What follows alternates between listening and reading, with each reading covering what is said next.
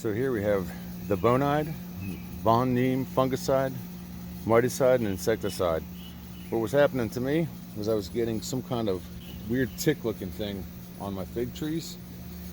I would see them up on the stem, and I needed something. It's a fruit tree, so I wanted something that was safe for fruit and vegetables. Obviously I have tomato plants as well, and I want something I could spray on there to keep these insects off of here and keep them from destroying my fig tree. I'm not a gardener, I'm just a guy in the backyard growing fig trees. Little ones, I have two.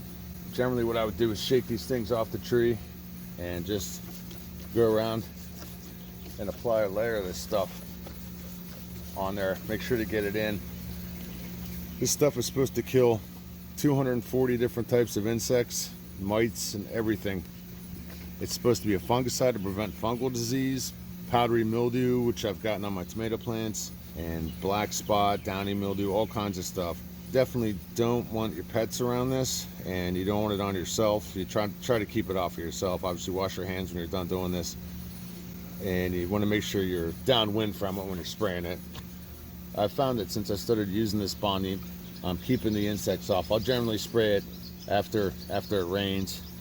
You know, I'll put another layer on. I'm not going too heavy on it. If I see something on there, I'll give it a spray. It's been working for me so far. Again, I'm not a gardener. I'm not an expert on this kind of stuff, just a guy in the backyard, but I've had success with this. It was affordable, and it's something that I would definitely buy again when I run out of this bottle. But there you go, Neem fungicide, multicide, insecticide from Bonide.